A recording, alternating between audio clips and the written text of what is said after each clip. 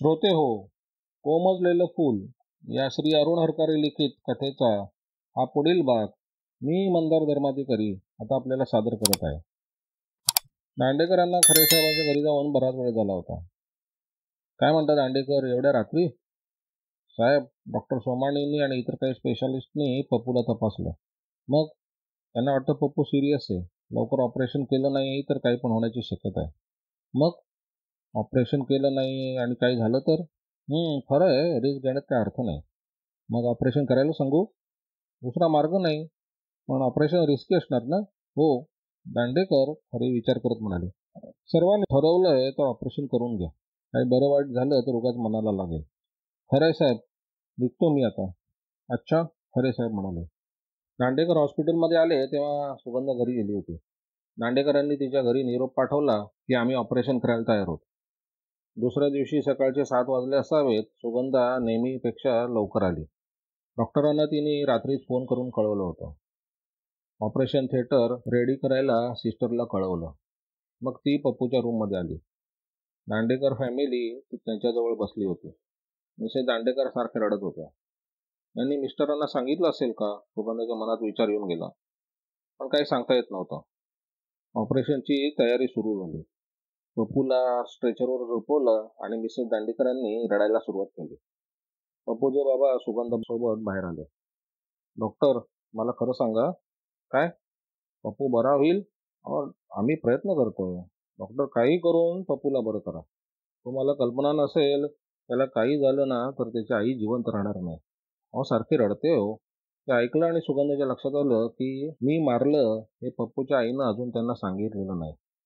ती जोपर्यंत खरं सांगत नाही तोपर्यंत मनातल्या मनात ती जळत राहणार होती. आता तिची परिस्थिती जवळजवळ वेड्यासारखी झाली होती. सुगंधा म्हणाली, दांडेकर, तुमच्या मिसेस जवळ जा, त्यांना शांत करा. त्यांना तुमच्या मदतीची गरज आहे. आम्ही पप्पूची काळजी घेतो. अजिबात काळजी करू नका.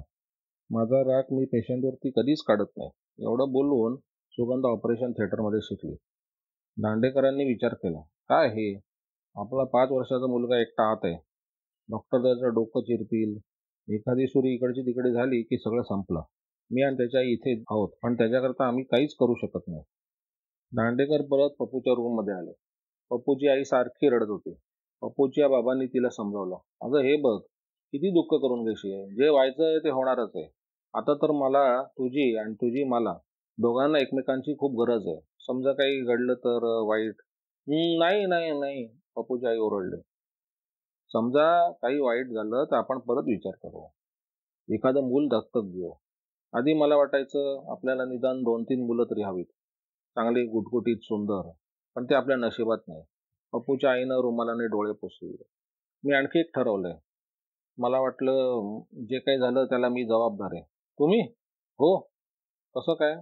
मी तुला कधी सांगितलं नाही, पण मला एक बहीण होती.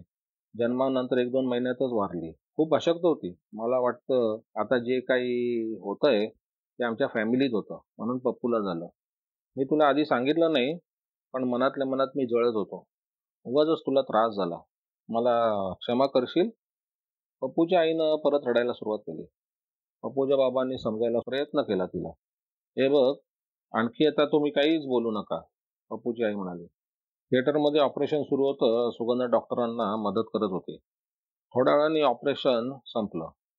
सोमाणी ब्रेन स्पेशालिस्ट ऑपरेशन संपल्यानं म्हणाले, त्याचा आता इतर चेकअप करा आणि पुढील प्रोसिजर सुरू करा तुम्ही.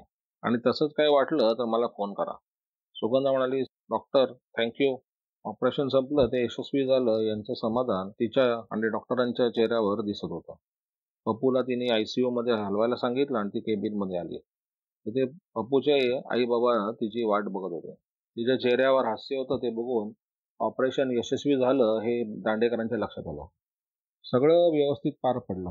काळजी करण्याचं काही कारण नाही. ते ऐकलं आणि पप्पूची आई आणि बाबा रडायला लागले. पप्पूच्या आईच्या चेहऱ्यावर नंतर कसलेच हावभाव दिसत नव्हते. या भानगडीला आपण जबाबदार आहोत याचा तिनं जबरदस्त शॉक घेतला होता. त्याचा पॅरालिसिस बरा होईल? पप्पूच्या बाबांनी विचारलं. हो, अजून काही दिवस जायला हवे. आणि अटॅक येणार? नाही, आता नाही येणार. आम्ही त्याला भेटू शकतो? तो बेशुद्ध आहे. नुसतंच बघायचं असेल तर काही हरकत नाही. मला त्याला बघायचं आहे, पप्पूचे बाबा म्हणाले. मग ते आईकडे वळले, म्हणाले, ऐकलंस, आपण त्याला बघू शकतो. आणि ते तिचा हात धरून तिला बाहेर घेऊन गेले. पप्पू कॉटवर बेशुद्ध अवस्थेत होता. पप्पू, आम्ही आलो आहोत. डॉक्टर म्हणतायत तू बरा होशील. पप्पूनं काहीच हालचाल केली नाही. पप्पूची आई त्याच्याजवळ बसली. पप्पू, पप्पू, तिनं 2-3 वेळा हाक मारले. पप्पूनं डोळे उघडले नाहीत. काहीच हालचाल केली नाही. पप्पूच्या आईनं सुगंधाला विचारलं, डॉक्टर, तुम्ही म्हणाला होतात ना तो बरा होईल म्हणून ऑपरेशन नंतर? हो. अहो, तो आता अशक्त दिसतोय. काहीच हालचाल नाही करत. हो, आता त्याचं ऑपरेशन झालं. अॅनेस्थेशिया आहे अजून. त्यामुळे तो तसा दिसतोय. तो लवकर बरा होईल. नाही, पप्पूची आई म्हणाली. तो नाही बरा होणार. मला ही शिक्षा आहे, शिक्षा. वाटत होतं पप्पूच्या आईला वेड लागलं. एवढी महत्वाकांक्षी, महिला मंडळाची सेक्रेटरी, मीटिंगा घेणारी, शेकडो बायांपुढे भाषणं देणारी पप्पूची आई आता एकदम वेगळी वाटत होती. डॉक्टर, हिला काहीतरी औषध द्यावं. ही बघा कशी करते. औषधांना तात्पुरता परिणाम होईल. खरं दुःख वेगळंच आहे. ते बरं होणं शक्य नाही. का नाही शक्य? काही खर्च होऊ द्या. किती पैसे लागू द्या. मी माझ्या मुलाकरता आणि पत्नीकरता काही करायला तयार आहे, पप्पूचे बाबा म्हणाले. खरे साहेब, मला जेवढा पैसा पाहिजे तेवढा देतील. इथे खरे साहेबांची काही मदत नाही होणार. म्हणजे? मग ते बायकोकडे वळले आणि विचारलं, काय गं, या काय म्हणतात? पप्पूच्या आईनं परत रडायला सुरुवात केली. मला यांच्याशी जरा 15 मिनिटं बोलवू द्या. पप्पूच्या बाबांनी आणि प्रवीणनं सुगंधाकडे बघितलं आणि दोघे बाहेर आले. सुगंधा पप्पूच्या आईला म्हणाली, तुम्ही त्यांना सगळं खरं सांगून टाका. तुमच्या मनावर खूप टेन्शन आहे. सांगितल्याशिवाय ते जाणार नाही. ठीक आहे, मी सांगते, पण ते एकटे असताना सांगेन. दोघी केबिनमध्ये आल्या व पप्पूचे बाबा बसले होते. तुम्ही एकमेकांशी बोला, तोपर्यंत आम्ही बाहेर थांबतो. पण बोलणं झाल्यानंतर मला भेटल्याशिवाय तुम्ही जायचं नाही. का? मला वचन हवं आहे. तुम्ही मला भेटणं फार महत्त्वाचं आहे. ठीक आहे, पप्पूचे बाबा म्हणाले आणि ते पप्पूच्या आईला भेटायला आतमध्ये बसले. ती एवढं काय महत्त्वाचं सांगणार असावी, त्याचा ते विचार करत होते. पप्पूचे बाबा सुगंधाच्या केबिनमध्ये बसले तेव्हा आई शांतपणे बसली होती. तिचा चेहरा उतरलेला होता. ऐकलंस का? पप्पूचे बाबा म्हणाले. तू खूप काळजी करतेस उगीचच. डॉक्टर म्हणाले तो बरा होईल. अच्छा? पप्पूच्या आईने विचारलं. हो, त्यांना आशा आहे तो बरा होईल. महत्त्वाचं म्हणजे त्याला कॅन्सर नाही आहे. आता उगीच विचार नको करत बसूस. तो बरा होईल. हे बघा, त्यांनी सांगायला सुरुवात केली. मला एक वचन द्या. तू म्हणशील ते माझे करायची तयारी आहे. नाही नाही, एक वचन द्या मला. मी सांगणार आहे ते ऐकून घ्या. मध्ये काही बोलू नका. आधी मला समजावून घ्या. बरं, ठीक आहे. पप्पूचे अटॅक, फीट, आजार हे सगळं माझ्यामुळे झालेलं आहे. हां? पप्पूचा आजारपण माझ्यामुळे आहे. काय म्हणतेस काय? तू? शक्यच नाही. मी तुला 1000 वेळा सांगितलं की पप्पूचा जन्म 7व्या महिन्यात आला. तो अशक्त आहे. त्यामुळे तू त्याला जबाबदार नाहीस. तू मनात हा विचार आणूच नकोस. मी त्याचं नाही म्हणत आहे. तर आता पप्पूला अटॅक का आला त्याच्याविषयी बोलतोय. मी तुम्हाला आधीच सांगितलंय की मी जे सांगणार आहे ते शांतपणे ऐका म्हणून. बरं, ठीक आहे. तो माझ्यामुळे आजारी पडला. तुझ्यामुळे? मी काही करत नव्हते, करणार नव्हते, पण त्या दिवशी. म्हणजे काय त्या दिवशी? काय झालं? मी त्याला मारलं. मारलं? एवढंच ना, मग त्यात काय वाईट वाटून घेण्यासारखं? आई वडील मुलांवर चिडतात, एखाद्या वेळेस फटका मारतात, पण त्यांनी काय एवढं नाही होत. पण मी त्याला एवढ्या जोरात मारलं की त्याचं डोकं पलंगाच्या कठड्यावर आपटलं. पलंगाच्या कठड्यावर जोरात आवाज आला. तो तिथेच पडून राहिला. मला वाटतं तो मेला की काय. हं? काय सांगते काय? पप्पूच्या बाबांनी तिचे दोन्ही दंड धरून जोरात हलवत विचारलं. तू शुद्धीवर आहे का? मी तुम्हाला आधीच सांगितलं होतं. मी काय सांगते ते ऐका म्हणून. बरं, ठीक आहे, सांग. मला मिसेस खऱ्यांनी बोलवलं होतं. इथपासनं सुरुवात करून पप्पूच्या आईनं सगळं सांगितलं. पप्पूचे बाबा शांतपणे ऐकत होते. मग ते एकदम चिडले. तू आई आहेस की कैदाशीण आहेस? मला एवढं जोरात मारलं होतंस? पप्पूची आई आता जोरात रडायला लागली. मी म्हणाला होता मी ऐकून घेईन, मला समजून घ्या म्हणून. समजून घ्या काय समजून घ्या? यात समजण्यासारखं काय आहे? एखादी सावत्र आई पण अशी वागली नसती. तुला काय अक्कल आहे की नाही? तू तर जनावराच्या पुढे गेलीस. पप्पूची आई काहीच बोलली नाही. दोन्ही आपटताना तिने चेहरा लपवला आणि रडायला लागली. वाटत होतं पप्पूच्या बाबांनी आपल्याला खूप मारावं. त्यामुळे त्यांचा राग तरी कमी झाला असता. ते काहीच बोलले नाहीत. बराच वेळ बघत बसले. तू काय केलंस तुला समजलं? पप्पूच्या आईने होकारार्थी मान हलवली. यानंतर तू पप्पूला आणि मला कधीच भेटू शकणार नाही. हो, असं नका करू. हो, काय करू नका? तू मला ओळखतेस. मी एकदा एखादा निर्णय घेतला म्हणजे घेतला. समजा उद्या कोर्टात जायची वेळ आली तरी तू काय केलं ते मी सांगेन. मला सहज घटस्फोट मिळेल. नाही हो नाही, मला तुम्ही हवात. मला पप्पू हवा आहे. पण पप्पूचे बाबा बाहेर आले. त्याने धाडकन दरवाजा ओढून घेतला. सुगंधा पप्पूजवळ होती. आता तो थोडी हालचाल करत होता. दरवाजाचा आवाज झाला म्हणून तिने बाहेर डोकावून बघितलं. दांडेकर बाहेर जाताना दिसले. काय झालं असावं ते सुगंधाने ओळखलं. बराबर पावलं उचलत ती केबिनमध्ये आली. पप्पूच्या आईचा रडण्याचा आवाज येत होता. ती मनमोकळेपणे रडत होती. जसं काही एवढं वर्ष दाबून ठेवलेलं दुःख उकळून टाकायचं होतं. मग तिनं सुगंधाकडे बघितलं. तुम्ही म्हणाला होतात ना त्यांना सांगा. मी सांगून टाकलं. आणि आता माझा मुलगा आणि नवरा मला सोडून जात आहेत. ते रागात असतील. राग कमी झाला की आपली चूक झाली हे त्यांना समजेल. नाही समजणार. मी त्यांना ओळखते. एकदा त्यांनी निर्णय घेतला म्हणजे ते कधीच बदलत नाहीत. मी त्यांना त्या रात्रीची परिस्थिती सांगितली. मिसेस खऱ्यांनी बोलवलं होतं वगैरे सगळं सांगितलं. पण त्याचा काही फायदा नाही हो. आपण आता चांगले वागतो तेव्हा स्पष्टीकरणाची गरज नसते. त्यांचं खरं आहे.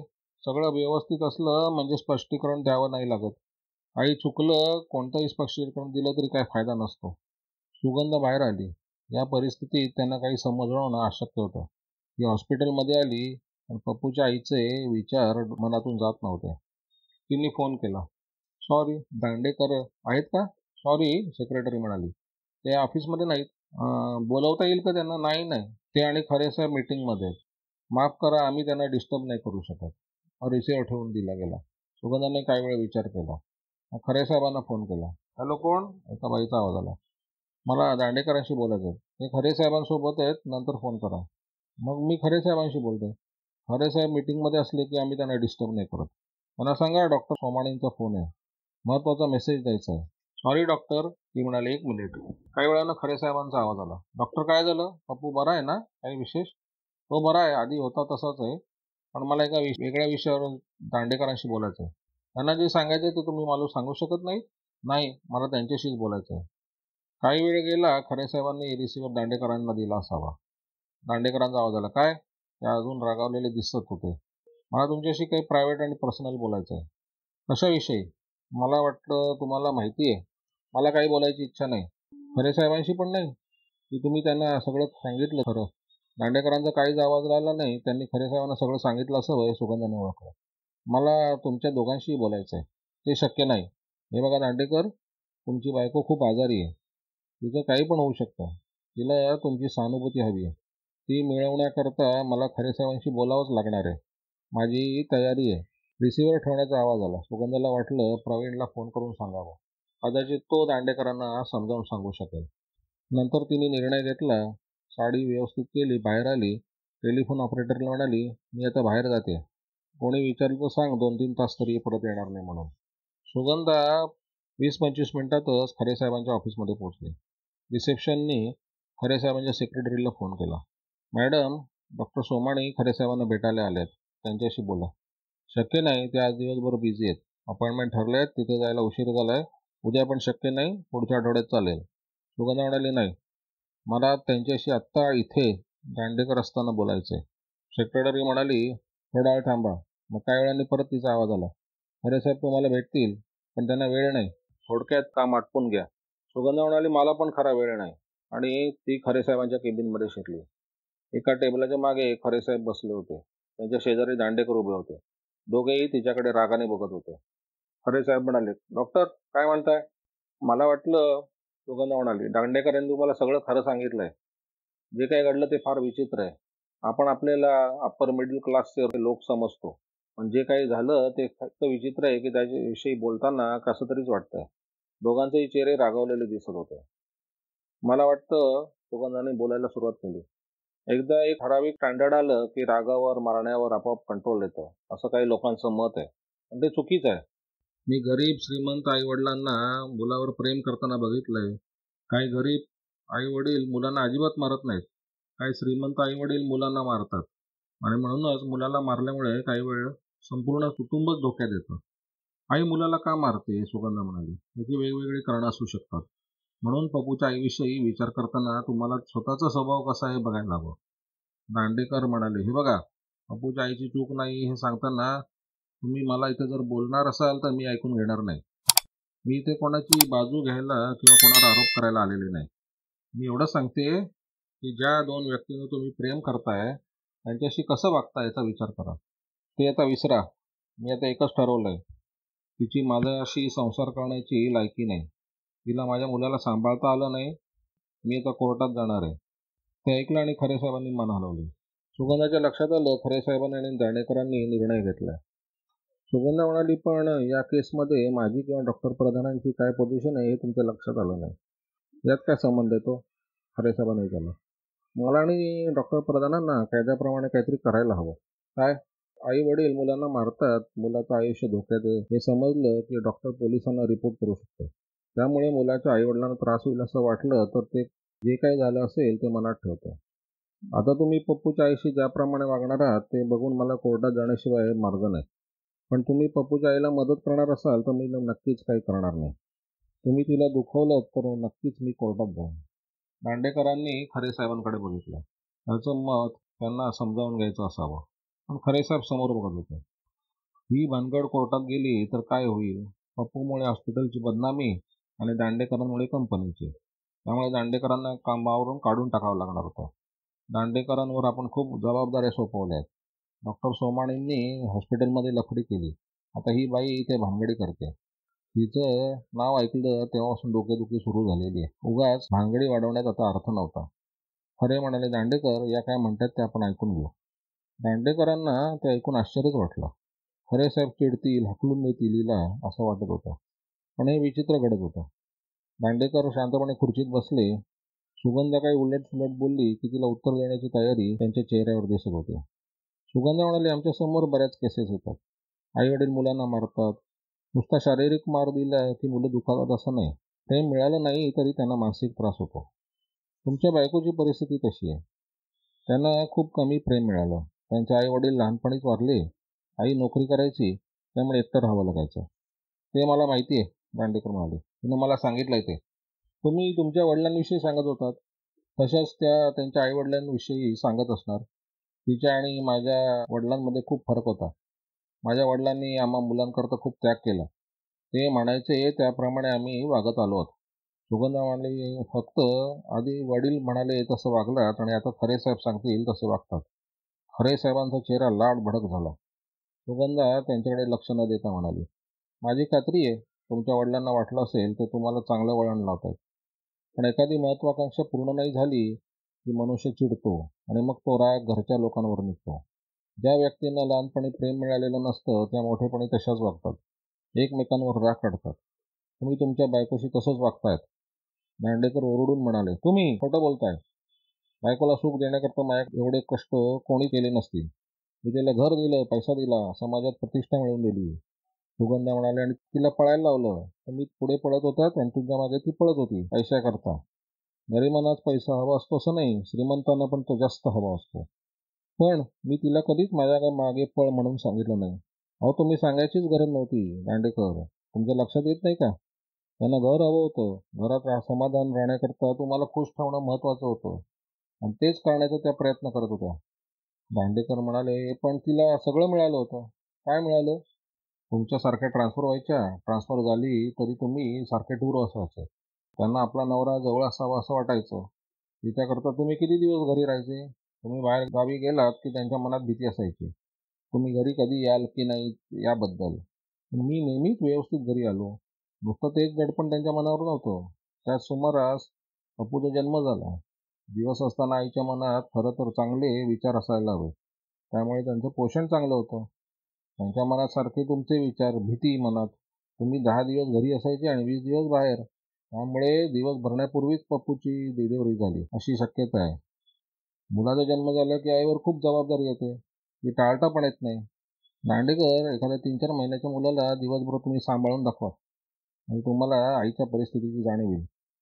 दांडेकरांनी खाली बघून विचार करायला सुरुवात केली. बायकोवर आपण अन्याय केला हे थोडंफार त्यांना जाणवायला लागलं होतं. मग सुगंधा खरे साहेबांकडे वळली. हे सगळं झालं त्याला तुम्ही जबाबदार आहात.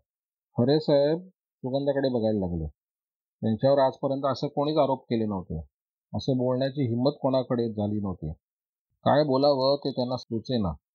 तुम्ही, सुगंधा म्हणाली, फार मोठे आहात खरे साहेब. फार मोठे. तुमचं प्रेम, विश्वास मिळवणं सोपं नाही. ते मिळवण्याकरता दांडेकर प्रयत्न करतच होते. बायको पण धडपडत होती. नवऱ्याला चांगली पोस्ट मिळावी, मान मिळावा म्हणून धडपड करण्यात त्यांचं काहीच चुकलं नाही. पप्पूच्या आईला आणखी सुद्धा काही करावं लागत होतं. पप्पूच्या बाबांनी तुमच्या जवळ यावं म्हणून त्यांना तुमच्या बायकोला खुश करावं लागायचं. ज्या दिवशी पप्पूला मार लागला त्या दिवशी जे घडलं त्याला तुम्ही आणि तुमच्या मिसेस पण जबाबदार आहेत. त्या दिवशी पप्पू आजारी होता. त्याला आईची गरज होती. दुसरा एखादा दिवस असता तर पप्पूच्या आईने त्याला भरवलं असतं, औषध दिलं असतं, मांडीवर घेऊन झोपली असती आणि सगळं व्यवस्थित पार झालं असतं. पण तो लक्ष्मीपूजनाचा दिवस होता. त्या दिवशी त्यांना सगळ्यांचीच काळजी घ्यायची होती. आधी मिसेस खऱ्यांची, आणि मिसेस खरे खुश झाल्या तर मिस्टर खरे खुश होणार, आणि मिस्टर खरे खुश झाले की दांडेकरांना प्रमोशन किंवा इन्क्रीमेंट मिळणार, आणि मग नंतर पोराचा विचार. म्हणून त्यांनी नवीन साडी आणली, मेकअप केला. मिसेस खऱ्यांवर इम्प्रेशन पडायला पाहिजे होतं. उशीर झाला होता. एवढ्यात पप्पू अंगावर ओकला. आता काय होईल? मिसेस खरे रागवल्या की खरे साहेब रागवणार? खरे साहेब रागवले की मिस्टरांच्या करिअरवर त्याचा परिणाम होणार. त्या खूप घाबरल्या आणि चिडल्या. ह्याचा राग त्यांनी पप्पूवर काढला.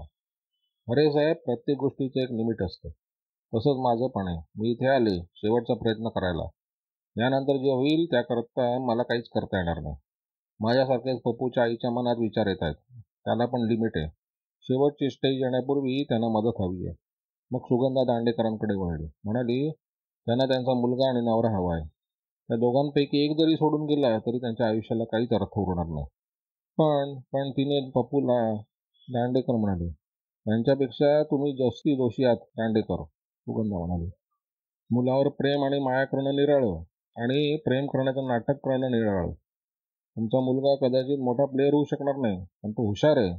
त्याच्यात अन्य कसलीच कमतरता नाही.